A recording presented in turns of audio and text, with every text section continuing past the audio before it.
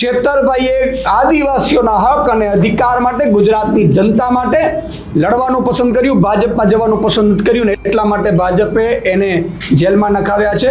આદિવાસી સમાજનો બદલો લેશે. તાલુકા ઉમરગામથી અંબાજી સુધી તમામ આદિવાસી સમાજ વિરોધી માનસિકતા ધરાવતી ભાજપને 2027માં જવાબ આપશે. હું આદિવાસી સમાજને પણ કહું છું કે જો આપણા ચેતરભાઈને કઈ રીતે ભાજપ છે એ પરેશાન ઉપર પરેશાન કરી રહી છે.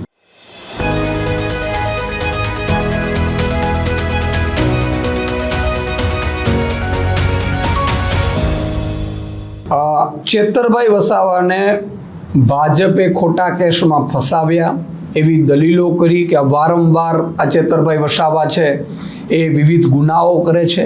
પણ આપને પણ ખબર છે કે અને આપે જાણ્યું પણ છે કે ચેતરભાઈ વસાવાનો કોઈ ગુનો નથી. ગ્લાસ મારવાવાળી ઘટના ઉપજાવી પાડેલી હતી.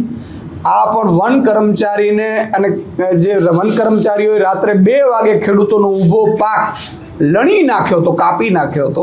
એટલે ચેતરભાઈ વસાવા ધારાસભ્ય તરીકે, જવાબદાર વ્યક્તિ તરીકે એમણે સમાધાન કરાવ્યા હતા. એમાં ભાજપે, કારણ કે આદિવાસી વિરોધી ભાજપ માનસિકતા ધરાવે છે, ભાજપ એવું નથી ઈચ્છતી કે આદિવાસીઓ જાગૃત થાય, ભાજપ એવું નથી ઈચ્છતી કે આદિવાસીઓનો કોઈ લીડર મજબૂત થાય. એટલે આદિવાસી વિરોધી માનસિકતા ધરાવતી ભાજપ ચેતરભાઈને જેલમાં નાખ્યા એવી દલીલો કરાવડાવી કે આ તો બીજા કેસમાં છે, ત્રીજા કેસમાં છે. હું આપને કહી દઉં કે બીજો કેસ એ ગ્લાસવાળો આપણને ખબર છે, એ પણ ગુજરાત નાગરિકોના હક માટે ચેતરભાઈએ મુદ્દો ઉઠાવ્યો હતો. ત્રીજો કેસ આ લોકોએ કંપનીવાળો કરાવડાવ્યું છે.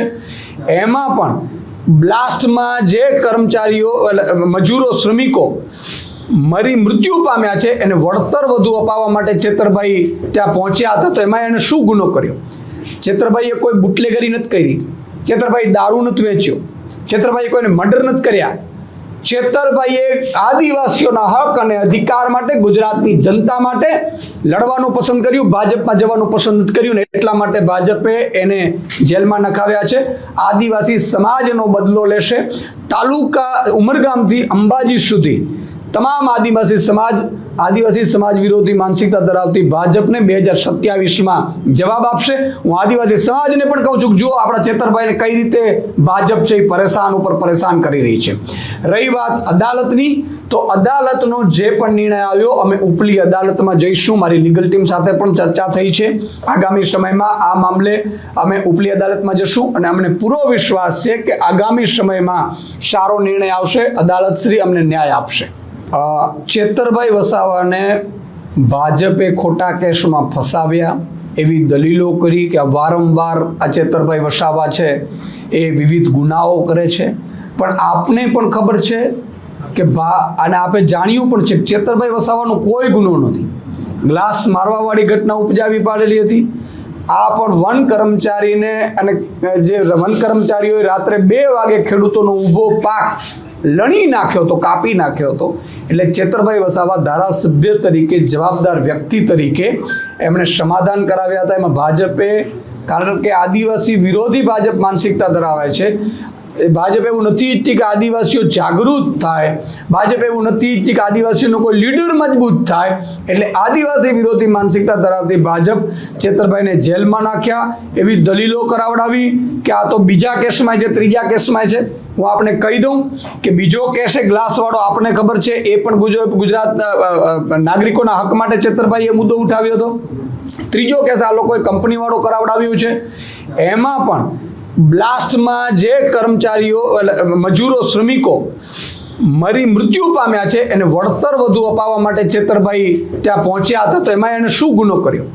ચેતરભાઈએ કોઈ બુટલેગરી નથી કરી, ચેતરભાઈ દારૂ નથી વેચ્યો, ચેતરભાઈએ કોઈને મર્ડર નથી કર્યા.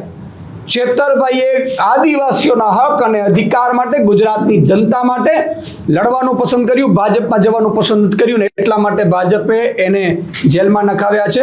આદિવાસી સમાજનો બદલો લેશે. તાલુકા ઉમરગામથી અંબાજી સુધી તમામ આદિવાસી સમાજ વિરોધી માનસિકતા ધરાવતી ભાજપને 2027માં જવાબ આપશે. હું આદિવાસી સમાજને પણ કહું છું કે જુઓ આપણા ચેતરભાઈને કઈ રીતે ભાજપ છે એ પરેશાન ઉપર પરેશાન કરી રહી છે. રહી વાત અદાલતની, તો અદાલતનો જે પણ નિર્ણય આવ્યો અમે ઉપલી અદાલતમાં જઈશું. મારી લીગલ ટીમ સાથે પણ ચર્ચા થઈ છે. આગામી સમયમાં આ મામલે અમે ઉપલી અદાલતમાં જશું અને અમને પૂરો વિશ્વાસ છે કે આગામી સમયમાં સારો નિર્ણય આવશે. અદાલત શ્રી અમને ન્યાય આપશે.